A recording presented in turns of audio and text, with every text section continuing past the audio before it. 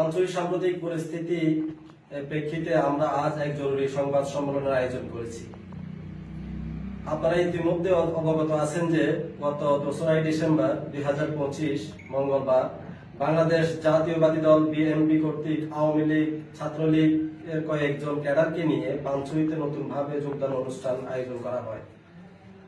অত্যন্ত দুঃখের বিষয় যে বিএনপি ঘনিষ্ঠ কয়েকজন নেতা বাংলাদেশ জামাত ইসলামী পানছড়ি উপজেলার সহযোগী সদস্য ও নতুন কর্মীদের ভয়ভীতি, হুমকি ধামকি দেখিয়ে তাদের অনুষ্ঠানে নেওয়ার চেষ্টা করে, কিন্তু তাদের অপচেষ্টা ব্যর্থ হওয়ায় তারা বিভিন্ন গণমাধ্যম ও সামাজিক যোগাযোগ মাধ্যমে প্রচার করে যে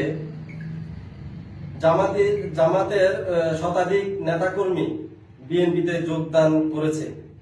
এই বক্তব্য সম্পূর্ণ মিথ্যা, বানোয়াট ও উদ্দেশ্য প্রণোদিত।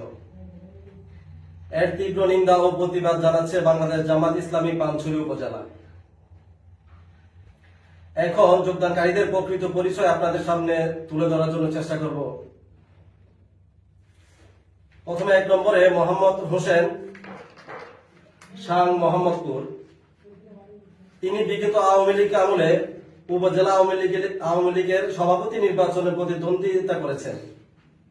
তিনি পানছড়ি উপজেলার আওয়ামী লীগের সুপরিচিত মুখ, আপনারা দেখেছেন অতীতে। প্রিয় সাংবাদিকবৃন্দ, 2 নম্বর রয়েছে মোহাম্মদ আব্দুল শুক্কুর আলী, সাং হচ্ছে ফাতেমানগর। তিনি আওয়ামী লীগ আমলে যুবলীগের দায়িত্ব পালন করেছেন এবং যুবলীগের সভাপতিও প্রার্থী ছিলেন। 3 নম্বরে ফাহিমউদ্দিনকে আমাদের জামাতের নেতা হিসেবে পরিচিত করা হয়েছে। আসলে যাকে জামাত নেতা হিসেবে পরিচিত করা হয়েছে তিনি 5 আগস্টের পর জামাত ইসলামের প্রাথমিক সহযোগী সদস্য হন, কিন্তু কখনোই জামাতের কোনো কার্যক্রমে সক্রিয় ছিলেন না। কিছুদিন আগে তিনি নিজেকে এনসিপি সাধারণ সম্পাদক হিসেবে পরিচয় দিয়েছেন ফেসবুকে। 4 নম্বরে মোহাম্মদ ইউসুফ আলী শাং দমদম। তাকে বলা হয়েছে ওয়ার্ডের সভাপতি। আমাদের দমদম ওয়ার্ডের কোনো সভাপতি নেই, আমাদের অনেকগুলো ইউনিট থাকে। আপনারা জানেন একটা ওয়ার্ডে আমাদের অনেকগুলো ইউনিট থাকে। যাকে জামাতের ওয়ার্ডে সভাপতি প্রচার করা হয়েছে তিনি গত 2 বছর ধরে জামাতের কোনো পদ পদবি নেই। 2 বছর আগে 2022 সালে যখন আমাদের ক্ষুদ্রভাবে তখন তো আমরা কাজ করতে পারতাম না, আমাদের বিভিন্ন বাধা ছিল, তাই ওকে 2 বছর আগে আমরা একটা দাওয়াতি ইউনিট বলে, আমাদের ইউনিটও না, দাওয়াতি ইউনিটের একটা সভাপতি করা হয়েছিল। পরবর্তীতে 2 বছর যাবত তার কোনো কার্যক্রম ছিল না এবং সংগঠনের কোনো কার্যক্রমে সে যুক্ত হননি এই 2 বছর যাবত, কিন্তু তাকে আমাদের রানিং সভাপতি হিসেবে পরিচিত করা হয়েছে।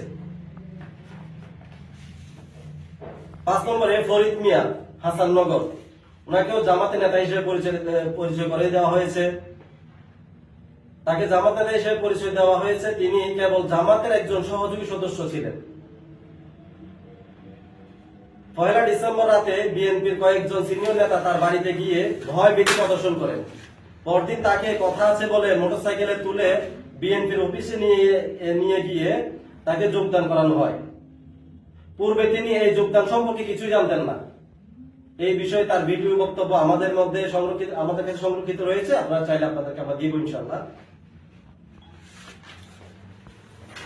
যারা জামাতের নেতাকর্মী পরিচয়, অন্যান্য যোগদানকারীদের পরিচয়, যারা জামাতের নেতাকর্মী পরিচয়ে প্রচার করা হচ্ছে যাদেরকে, তাদের অনেকে আওয়ামী লীগের, যুবলীগ, ছাত্রলীগের বিভিন্ন পদে যুক্ত ছিলেন, তা আমাদের কাছে লিস্ট রয়েছে। এই সংক্রান্ত সকল প্রমাণ আমাদের কাছে সংরক্ষিত আছে।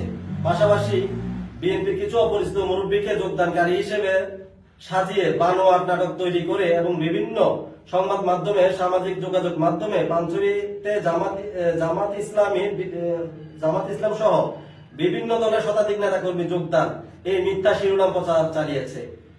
এই অপপ্রচারের পুরোপুরি মিথ্যা, সাজানো, বিভ্রান্তিকর, যা জনসম্মুখে ইতিমধ্যে প্রমাণিত হয়েছে। বাংলাদেশ জামাত ইসলামী পানছড়ি উপজেলা শাখার আহ্বান, আমরা এই মিথ্যা বানোয়াট নাটকের তীব্র নিন্দা জানাই এবং বিএনপিকে অনুরোধ করছি মিথ্যা প্রচারণা, বিভ্রান্তি সৃষ্টি থেকে বিরত থেকে সুষ্ঠু রাজনীতিতে ফিরে আসতে। প্রিয় সাংবাদিক বৃন্দগণ, আপনাদেরকে ধন্যবাদ ও কৃতজ্ঞতা জানাচ্ছি বিষয়টি মানুষের সামনে সঠিকভাবে তুলে ধরার জন্য। ধন্যবাদ সবাইকে। আসসালামু আলাইকুম।